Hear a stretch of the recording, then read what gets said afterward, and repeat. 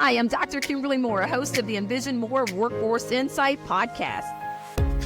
Join us as we explore workforce and leadership through an innovation lens with leaders from across the country in every industry.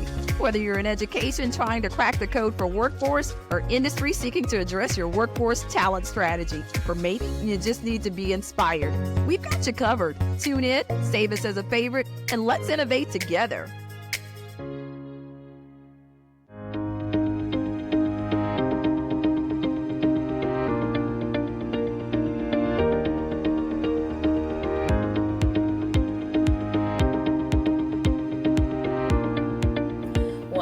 I'm so excited today to start the whole Workforce Insight podcast, and I am joined by an amazing leader. I promise you, listeners, this will be a treat that you do not want to miss. You'll actually want to replay it over and over. He is just that amazing. So who am I talking about? It is the Travis Jordan that's joined me, and I will tell you, when you think about marketing and communication, and just that whole space of getting the word out, telling the stories, there is no one that can do it better. And I mean this. This is across the country. So Travis, so glad to have you here. Thank you. And if you don't mind, because I know lots about you, but we want everybody else to get a quick snapshot of who you are, and then we'll jump into the interview. Absolutely. Thanks, Kim. And thanks for setting the bar so high on this interview for me. So I have a lot to live up to, especially on the repeat mode. But yeah, I'm Travis Jordan, most recently serving as Chief Communications and Marketing Officer at Western Carolina University. It's a UNC systems school about 45 minutes west of Asheville. You've probably never heard of the town, but it's a fantastic institution. I've been there for about 3 years. Prior to that, I spent about 12 years in the state of Florida, really traversing the state from South Florida to Tallahassee and all points in between. Experience in the state university system, the state college system, the Department of Education, and economic development. So really a trifecta of experiences of strategy, research, campaign launches, brand efforts, and more. So happy to be here with you, Kim, and so good to see you again after so many years.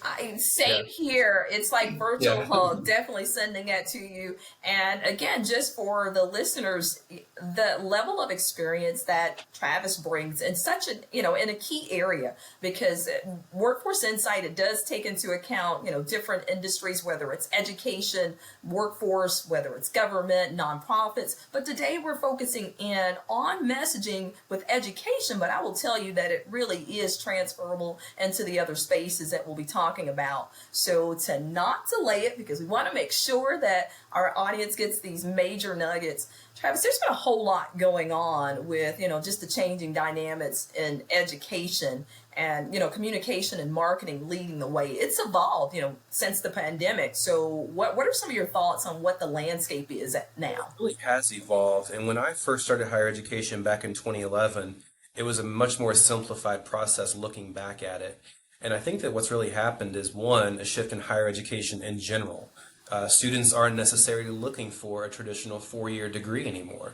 They're looking for options that can elevate, uplift themselves, reskill, upskill, go back into the workforce after they've already been away from school for several years. So I think that lots have changed. And I think that not only colleges, community colleges, but also universities have to look at ways to entice non-traditional students to come back to learn.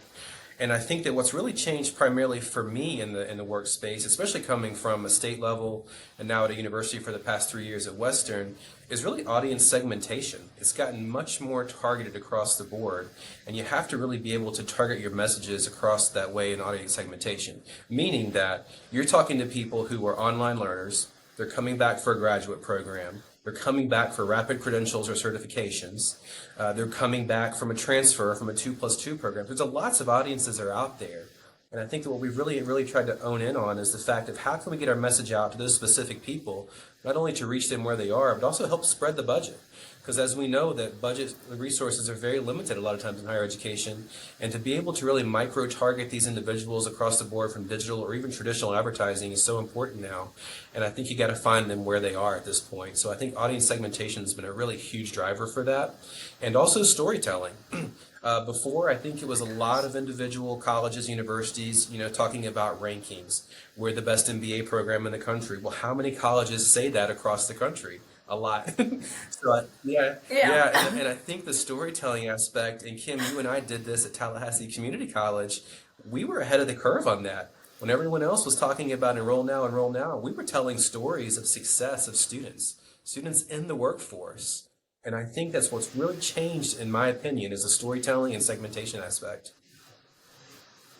Such great points, because you're right. We had such a run there. When I think about our time there at TCC, Tallahassee Community College, and just the level of storytelling, the how we made sure that the person that was working three jobs and decided that they wanted to give education a try, and they did that, and they were all the better for that, that we made that the common household story, that everybody felt like they too Yeah. could get that second chance and kind of reimagine themselves. So you're right, storytelling Yeah, is critical. absolutely. And Western Carolina University, I've always said it's kind of a hybrid of what reminds me of a community college and a four-year university, because it's really rooted in community.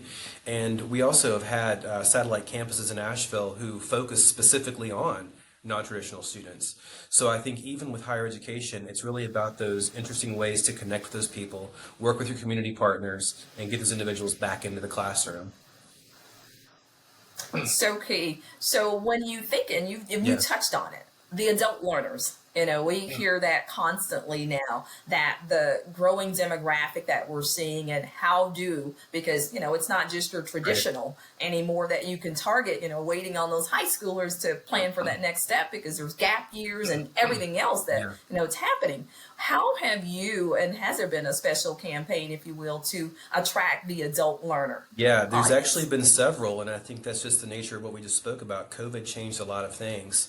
And I think first and foremost, I think that primarily adult learners consume content differently, right? I think that, when you're thinking about a traditional student, 16, 17, 18-year-olds in the recruitment cycle, you're thinking digital first. You're thinking TikTok, Snapchat. How can I reach those high school students who are nearing graduation? But when adult learners, it's different, and you have to be more nimble and flexible in your marketing strategies with that, I think. And I think that for adult learners, there's still a place for traditional marketing. There's still a place for the billboards, the radio spots, the television, and specifically in my most recent institution in Western Carolina, where that was so rural, many of our students didn't even have access to internet. So that takes it up another level altogether. And I think that with that in mind, you have to be considerate of the fact that, 50-50 split, digital traditional, kind of makes sense in certain areas. And I think that for adult learners, you have to be where they are, whether that's based on their program of interest, their location, their geographic location. I think it's really got to be specific to what they're looking at as far as they're considering to come back to college, or maybe they're a single mother who's raising a child at home and they want to come back after 10, 15 years out of college. So all the messaging really has to come into play in those areas, and I think we have to be very consistent with that and use research to kind of back that method up, I believe.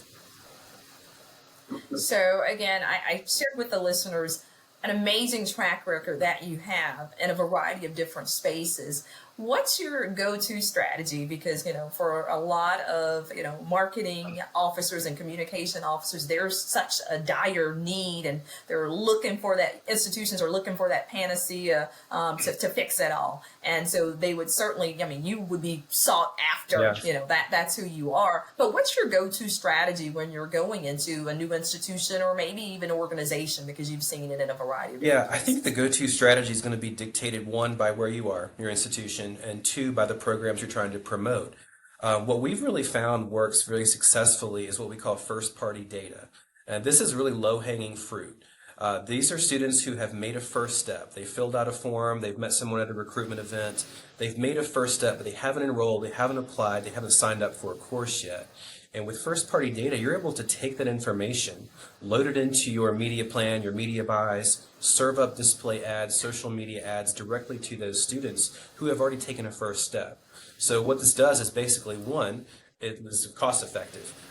So you're targeting Right. people who you know has somewhat of an interest in your institution. And two, you're getting to those students directly where they are, whether they're flipping through their social media feeds, whether they're walking down the road looking at their phone on CNN.com or FoxNews.com.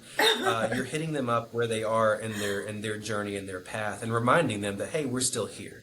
That's one of my first go-to strategies, I think, and it's going to change for populations. Diverse populations, they're going to resonate with different types of images. And this could be something that we go to, and Western's another good example of this too. Being rural, Charlotte, North Carolina, was one of our biggest feeder schools across the state. So in order to convince someone to come from Charlotte to what's called Cullowhee, North Carolina. Try to spell that one out. Yeah. So from Charlotte to Cullowhee, you have to be able to talk about the benefits for them to make the trek over the mountain to come over there. And a lot of times that meant really customizing messages, customizing imagery to really fit with your geographic location. So if you're going to target someone in Charlotte, they want to see people like themselves, and that's all in all transparency and all honesty. And we have to be authentic about that. So we want to showcase stories of students who have made that trek over, who have been successful in the transition. The same with first-gen students. They're coming back, or they're coming for the first time in their family, potentially, and they could be a little hesitant or a little weary about coming over, trying that out for the first time. And I think from the messaging standpoint, they want to hear from people who have succeeded. They want to know what you've been successful at your institution. They want to know the services available to them to help ease that transition. So all of those come into play when you're thinking about the messaging strategy from start to finish, I think. I think the critical piece that you keep honing in on, and I think it's just absolutely important, is, the personalized messaging. People want to be able to identify with. That's they right. want to know that you understand them, and there's no better voice than someone that's walking down that path right now in their shoes. Yeah, So, absolutely. I think it's just a critical Absolutely. point. So, you and I have experienced this together, this next question, and I know that institutions have to contend with this. They're in academia, you think about those who are the credit and degree seeking, and then there's those workforce people that have lots of ideas and realize that, we got to tailor that message because our audience is so different. So the whole notion about prioritization and being in your spot as a chief marketing officer, talk to me about your insight there and how you have been successful at balancing the resources and the agendas and conversations that happen within the offices and institutions about why are you promoting this over this? Yeah, and that's always the first question. I think in higher ed, you have so many competing stakeholders across an institution. You have individuals who want to promote services, who want to promote specific programs, very specific programs. You have your colleges who want to identify themselves as a unique brand across the nation. And you have your university brand and all the other ones in between. And I think that, it's tough to go into a university and prioritize that from the get-go. But I think what we found to be successful over the past several years, and this goes back to my very first job at Broward College through the DOE and TCC and now Western, I think has been the fact that you got to start with research and stakeholder buy-in. Because one, that I found that, if you don't have that research to back up your justification or your reasoning to go in a certain direction, it's going to fail. And unless you bring the stakeholders along with you in this journey, it's going to fail because they want to be able to have a voice in what's happening at their institutions.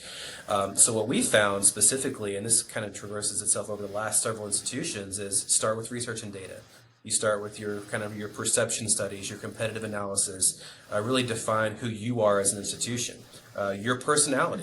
And those are going to be different for every institution, no matter where you are in the country. You're going to have a different audience, a different perspective of what someone thinks about you, and you may not know what they're thinking about you.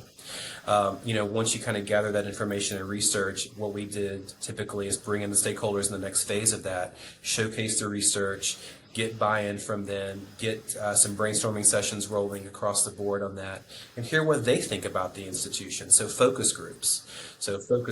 Yes. And focus groups are everyone from the president to the board of trustees to faculty, staff, students, deans, program managers. We've done all of that. And what we've really found is that once they have the ability to give their voice in the process, it becomes a much easier sell down the road when you're ready to roll out a campaign. And I really think that, when you prioritize that, it has to be an umbrella approach. So as you're kind of defining who the university is, you have your university up here, You have your satellite Yeah. campuses, you have your colleges, your programs, and your services, but it all has to build from the university branding first and foremost. And everyone else has to have that cohesive, clear voice across the board as it kind of trickles down into each of their areas. You can, and I'm certain the listeners will agree, and I hear it again. I have the pleasure of working with you, but it speaks to something that's really important in the roles that when we talk Yeah. about chief marketing officers or communication officers, the whole idea of inclusivity, that whole idea of engaging all. You have a wonderful knack of doing that, which is why, again, when I think about, and we're going to get to Yeah. that one, so I certainly won't, Yeah. speak to it right now, but because we had a run and we had an amazing campaign that we were able to launch, but it was because of just that special skill of being able to work across all of the different sections and departments and colleges to be able to bring that home and have it be a message that can be owned by an institution, though it may have originated in one area. Right. So I think, for those of you that are listening, chief marketing officers and presidents and others, this is an important message and trait that you want to make sure that you see and have, and that your leader possesses, because this is the thing that's going to bridge it. So let's talk about, we said, how do you make sure when you're prioritizing those limited resources? The next part of it is just measuring effectiveness, because, oftentimes that when there are budget cuts, folks start wondering, is communications that That's important? right. Do we really need to invest in all those ads? So what's your strategy for being able to respond to leadership about Yeah, I that? think ROI is one of the biggest questions, and a lot of times it's because of the misunderstanding, right? So a lot of times individuals may not understand what marketing does as a function. And I think a lot of the questions are, well, what are they doing over there in that office? Are they just playing on social media? So I think that that's a natural reaction, and I can't tell you how many times I've heard going into a new position, marketing's never reached out to us. Marketing's never come over and Yeah. talked about what they're working on or what they're doing. We just know sometimes they may miss a deadline here and there. Yeah. And as you know, and as from our experience together at TCC, a lot of times marketing teams are really fighting with the fact that they're doing all the day-to-day tasks. They're getting tons of requests in daily. And then they're also responsible for the brand. They're working with the advancement offices, potentially athletics, admissions, all these different areas. And typically it's a small budget with a small staff. And when someone asks for ROI, the first thing you want to go to is obviously enrollment. But first, how do you get to the enrollment point? How do you connect those dots? And really, it starts at the very baseline. ROIs, it's measured in different ways at different stages, I think. And I think that when you're talking about a brand launch specifically, that's coming into a market that may not understand who the institution is. They may need to be re-educated about who the institution is. So I always kind of baseline ROI from a brand launch. It's truly awareness. It's truly awareness, getting your name out there once again, and letting the state or the region or the city or locality know who you are as an institution, what your mission and values are.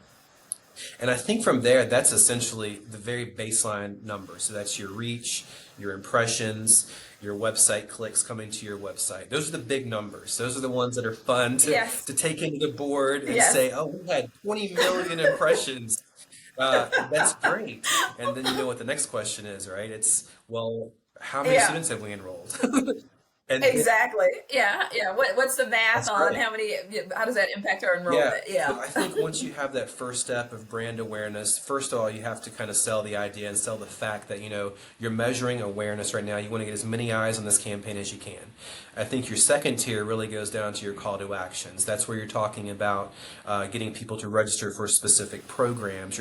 You're pitching very specific programs or colleges out to the market at this point.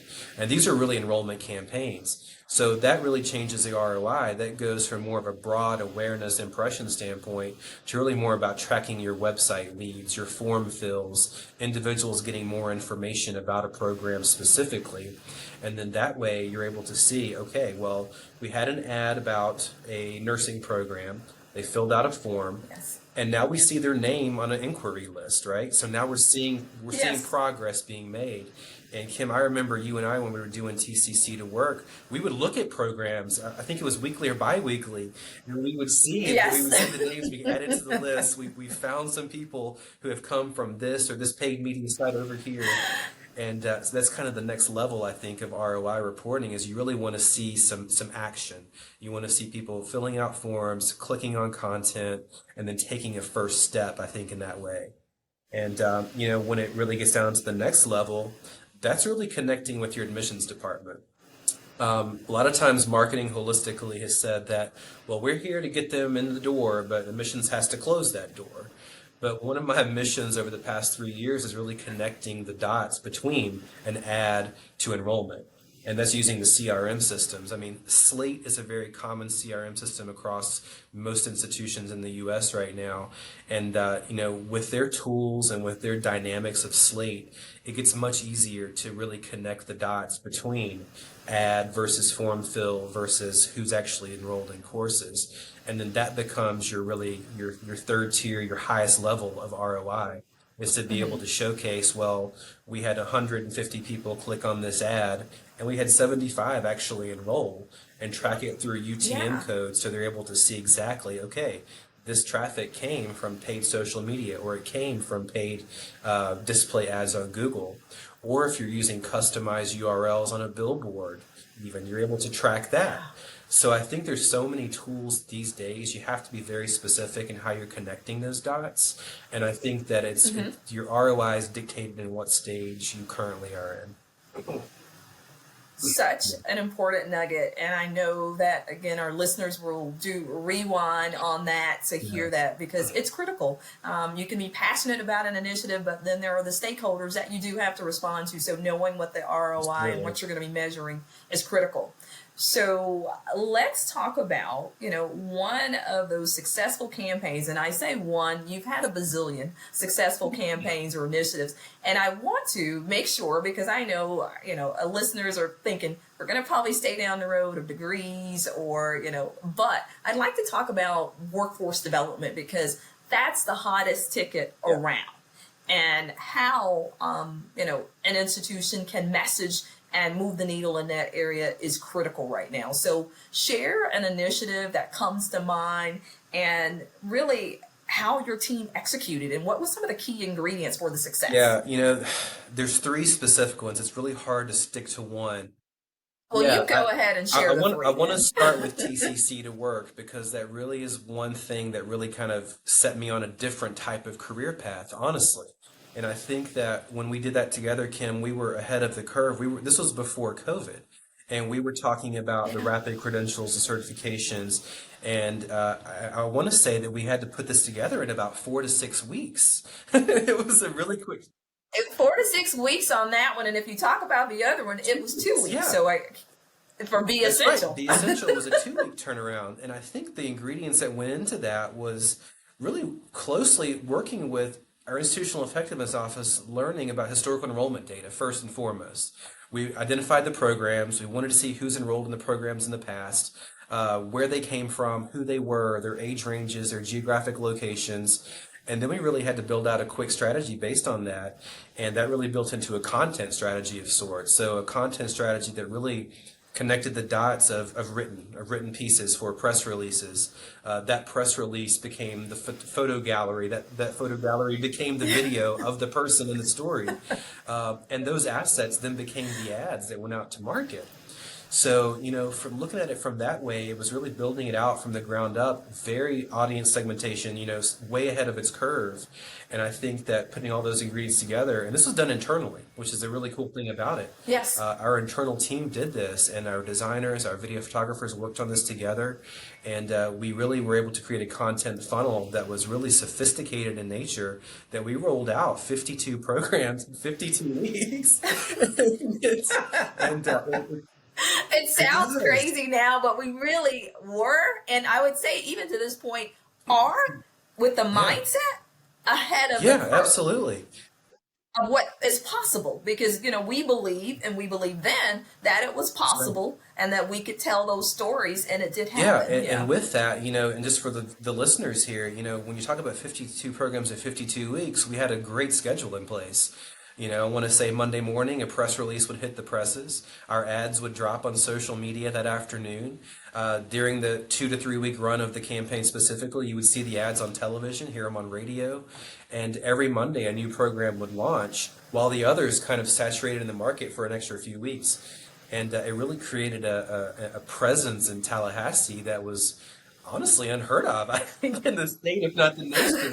I had a Yeah. hard time because I know there were numerous Yeah. awards that your team and the college That's right. There received. was numerous awards, and that went from the pieces that were created, from the design to the video photography to all the collateral we had created, the giveaways, the license plate frames, the little stress trucks that matched up with the trucking programs, and we had all kinds of pieces that really built together. And honestly, that campaign that we worked on really formed how I've handled things since then. I mean, I've Oh talked about it wow. so many times, and everywhere I've gone since then, I've really followed that format of content creation, content strategy. And leaving there, went over to the Department of Education where we did the Get There Florida campaign. And again, they were behind in the times at that point because we'd already done it. Yeah. And so went down the street in Tallahassee to do that on a statewide level, and used a very similar process of the storytelling, building out toolkits for all of our partners across the state from tech colleges and community colleges, and really supplying them with content, and then really pushing that storytelling aspect, and then connecting them with their college of choice across the state. And then coming up to Western, again, the same thing. We really looked at it from that standpoint of how can we really take this same approach, build in this content strategy, and use a storytelling as a baseline. And the same thing I did up there. I took a singular, fantastic student story. That person became the video, it became the billboard, it became the radio spot. And that way, it's the Yeah. familiarity you're building up. You're driving down the road, you see this person on the billboard with a QR code or a link.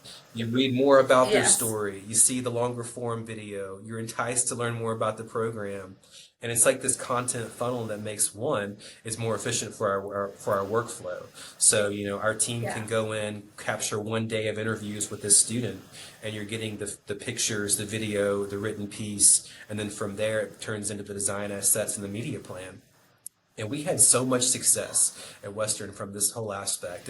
Our campaign was called Live Western, and Live Uh-huh. Western was truly about someone living Western. Like, you could ask someone, what does it mean to live Western? It could be something as simple as, 20 years ago I was at a tailgate party at a football game, or it could be the Yeah. first in your family to go to college. And I pulling out those nuggets of personalization was so important, and it was really rooted from our work at TCC, because that's what people are resonating to the most, I think, right now, is hearing authentic stories. And we Yes. really changed the status quo and took a layered content approach. So it's no longer about the formal talking head style interview videos. That's great for a Yeah. certain audience, but what else can we do? And with this campaign, we took it a step further. So we started doing day in the lives, which is truly how you live Western. So we gave a student a camera, which may scare some listeners. I Yeah, love that yeah. so. It's a true day in the life. So we would identify students across the campus, across the university, and these were very diverse students. It could be from the band, from athletics or football team, from programs specifically. They would take this out and film themselves for a week, just doing things around the campus. It could be going to lunch with their friends. It could be sitting in Yeah. class. It could be doing band practice. And it could be tubing down the river, just different things that really what it means to live Western, because it's a very specific location. And we would get that content back. Obviously, we would vet it. Sometimes, Yeah. sometimes you get some crazy stuff back, but we got some incredible stories back, and those became our heart and soul of our campaign. We were able to take that student created content, make that into a 30-second spot for television, make that into a, yeah. Yeah. Oh my And gosh. and it was, no money out to produce the video, but it was good enough in today's times, because I think that audiences are so used to the TikTok style, the authentic people holding the camera up, filming themselves. Yeah. It became our most successful videos. And I'm just thinking of numbers off the top of my head on TikTok specifically, and I know some states have banned TikTok, which is which is really disheartening because it's been our most successful tool that we've used ever. And our one video of a student doing that had over 5 million impressions. Million. Oh my Million. gosh. And this was a very low cost to put out there. I think we spent maybe $1,800. So you're getting the traffic from the paid part, but it's also becoming viral in its own way. And I want to say that it sent over 27,000 people to the website. I mean, Oh it's my incredible. gosh. OMG. I mean, that's one of those moments that, again, for the listeners who may be thinking that you got to put a Yeah, ton of dollars out there to see the results. Here's a whole strategy of focusing in on your important customers, that's the right. student, and using them to tell you Let the them tell story. their story because they're going to tell it in the way that's going to resonate with other students. And what you get back is the fact that you're getting all this organic raw footage about them doing things around campus, extracurricular activities, things of that nature. But they're also talking about the program that they're in. So you're subliminally promoting your programs, your college, your student Yeah. life, your student activities, all in one little video. And it just becomes this incredible tool that you can use across the board for web, social, digital. You can take that person and put them on the billboard, send them to the video to watch and learn more about it. It's just a really good tool. And I think if that's one thing I wanted to leave everyone with is the fact that let them tell their story. It's going to be better than a Yes. scripted video that you're probably going to tune out of when you're wanting to learn about the college or institution. You know? Yeah. Love it, love it. So as we, look to close out our conversation, but certainly you're always welcome into the Workforce Insight Yeah. podcast. I want you to pull out your crystal ball, and thinking about, what's on the horizon, emerging trends. I know for one thing that comes to mind, AI Yeah. and even Chat Yeah. GPT and marketing and communications. How has that, invaded your space now? What does that AI, look like? absolutely. And you took the words out of my mouth. I think it's all about AI and how you really embrace that moving forward. And we've really embraced that from its core. I've got a few items to talk about here for AI specifically, and it's really important to understand that it's not just Chat GPT. There's other things that have now been introduced in the marketing world that you can take advantage of. And one of our most successful tools that we used over the past 3 years is a service called Carnegie Clarity. It's called Clarity. Ah, So what that is, it's basically an AI tool for website personalization. So let's uh-huh. say a student wants to go into a nursing program. They've seen an ad, they've clicked an ad, they've visited the nursing program page 3 to 4 times, or maybe they've indicated in a form that nursing was one of their programs of interest. So what happens with the website personalization is once they come back to your institution webpage, they get served up custom content for nursing. So they no longer see your standard page with the news stories. No Yeah, it's so way. awesome. And what it does is AI in the background, it works its magic. It curates videos, curates stories that's been written about nursing. It curates information from the nursing page itself, and it serves it up on the homepage along with reminders about deadlines for applications, financial aid information, open houses, and so forth. And after the initial setup, it's on autopilot. It's amazing. And it works for every page across your website. It's so cool. And Oh my yeah, goodness. I know that as we share this out and with the marketing, I know that individuals will be yeah, taking notes, and I'm going to encourage them, take notes yeah. while you're listening to it because you've dropped so many great nuggets. And what else were you thinking about with these emerging Yeah, so another trends? one which has actually been around for a while, which we actually used Kim at TCC, was merit pages. This is a Oh, yes. student-focused AI tool, which is really amazing to use, and it's a low-cost entry point into this kind of service. And what this is more on the communication sides of the house. So your communications team, it kind of takes some workload off of that team as well. But essentially, I want to call it almost like a LinkedIn for every student at your institution. So it captures all their honors, their awards, if they've made the dean's list or president's list. And one example of how that works from an AI perspective is that, let's say they've made the president's list or dean's list at graduation or commencement. So we're able to take a simple Excel sheet from a registrar's office, upload that to Merit Pages, so that could be 200 or 2,000 students, and you load it into Merit Pages, and it generates individualized press releases for every single student on Yeah. that list. all in the background, all AI. You're able to review, tweak it if you need to, and then it sends it out to their hometown media on your behalf. So, and it's so cool. So whether they're 5 miles from campus or whether they came 600 miles from campus, it bases it Yeah. on their zip code when they registered for their courses or their programs, and it then blasts it out to their hometown media and also the legislators in that general area as well. So you're Yes. getting people that are retweeting it, they're reposting it from different cities across the country. So you're getting your word out about your institution. They feel great about themselves making their local press, and it just generates more traffic back to your social, back to your web page. And that's another really great tool. And you mentioned ChatGPT. We've been using it. It's a great baseline. We use it to help us generate ideas to brainstorm for copy, for publications, for social media posts, even for press releases. It really serves up a really solid foundation for content. And our comms team has used that. Our social media team has used it. We've used it for paid marketing if we're trying to come up with a quick tagline for an ad that's going to go out next week. Just a really important tool to take advantage of, I think, from a writing perspective. And AI, I think, is definitely where it's going to head fully and wholly over the next couple of years or so. And don't want to leave the designers out because there's also Canva AI. This is a great way to lock down your brand, but also allow stakeholders across the university or college to take advantage of easy to use tools for generating social media posts, flyers, brochures, and it's AI generated. You load up your colors, you load up your fonts, you load up your logos, and AI helps them generate this content to use immediately. And it's branded, cohesive, and clear. So there's so many great tools out there.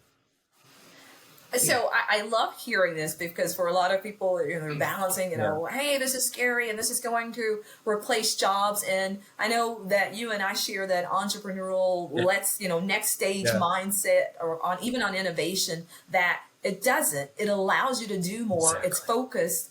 And it improves efficiency and the ability to cover so much ground. So I'm so glad that you have identified as your trends, and I'm hopeful that everyone that's listening will embrace that and see that there's so many Yeah, opportunities. that's absolutely the idea of AI. I think it's more of an extension of your team. It's more of an efficiency builder because, as everyone knows that's listening, you could have 2 people on your team or 22 people on your team, and it's never enough because there's so many requests. Yeah. And I think to identify those tools that really work for you, work harder for you, to develop DIY tools for your stakeholders, it just becomes an extension of your team and allows you to be more efficient, more focused on the brand work, the bigger picture ideas and strategies. So fully behind AI tools and how to better make use of those. So So, again, an amazing conversation, well worth every bit of just reaching out and making sure that you were our top speaker when it comes to marketing communication. And I'm certain that everyone will agree. One question before yeah. we leave the podcast, and that is, your playbook. You have, I know it's probably filled with lots of things. I'm not even sure how you carry that playbook these days because it's just so big. But thinking about community Mhm. colleges and universities, what would be that playbook tip? And we talk about inspiring leaders as well. So, what would you want to share? It could be from the vantage point of someone that's just getting into this role, or maybe even a seasoned veteran that says, okay, what can you share with me? So what would be I those mean, this is nuggets? taking us out of our realm what we've been talking about, but relationship building. I mean, that has been a key playbook that I've had over the past several years. And, going into an institution, being proactive and intentional in how you build relationships is so important in marketing communications because you're going to rely on those relationships when you're launching a new brand. If you're doing a website overhaul, if you're trying to condense social media channels from 1,000 to 10, you have to have relationships in place and you have to be proactive and intentional about that. And that's not just for the leader. I've told my Right. staff that, a lot of times they look to me or the chief marketing officer or whoever to be their advocate. I said, no, you're all advocates for this team. So you have to be Yeah. proactive. You have to go out there and meet with individuals, talk about what you're doing, what our plan is, what our strategy is, and really it's an educational experience for both sides of the house to get out there and talk with individuals. We've we've set up what we call UCM beats, University Communications and Marketing beats, where we really identify 2 to 3 different units across the university, and they're connected with a person on our team. So you could have your social media manager reaching out to legal, to nursing, to athletics, and it's a 15-minute touch point bi-weekly. It's just a, hey, how are you doing? How are things going? Here's what we're doing. How can we leverage each other's resources to, one, tell a story, to get the word out about something important, but it's a really intentional way to build relationships, communicate, and make sure that you're getting the buy-in and that trust from across the university. So many ways to do that, but I think, one tip in the playbook is when you get in there to a new position, meet as many people as you can. I think your first 90 days is truly listening. It's listening and learning, talking to people, and then formulating your strategy from there. Yeah.